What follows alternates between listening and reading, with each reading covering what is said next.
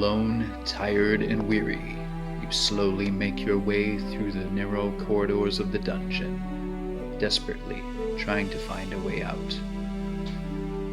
Before you lies a door. Could it be an escape?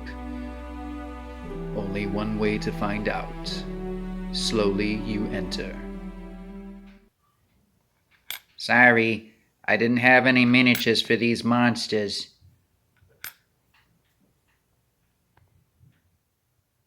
Hey guys, and welcome to another OK Tabletop. My name's Halsey. So, you're thinking of integrating miniatures into your tabletop game? Great idea.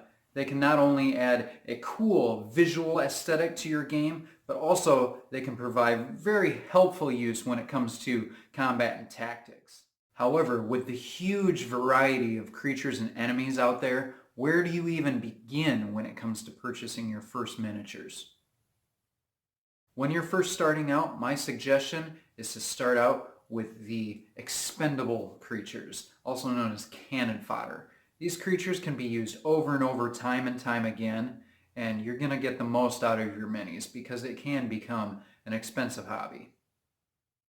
So, to help you out, I've come up with a list of 5 types of miniatures that I think you should start out with. These should easily fit into whatever setting you're using. Without further ado, let's get on to the list, starting with number 1, Vermin. This category of creatures includes things such as spiders, rats, snakes, worms, beetles, bugs, any kind of insects or pesky little critters. They're found just about anywhere and can make perfect encounters for low-level players. I'm sure we've all had that beginner quest where you have to get rid of the rats out of the cellar.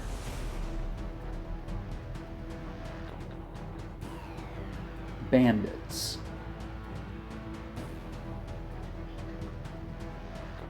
Bandits are a perfect random encounter.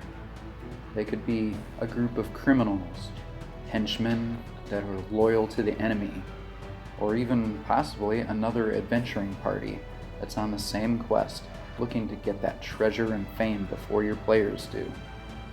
The nice thing is, if you already have miniatures for player characters, you could substitute these for bandits. Wildlife.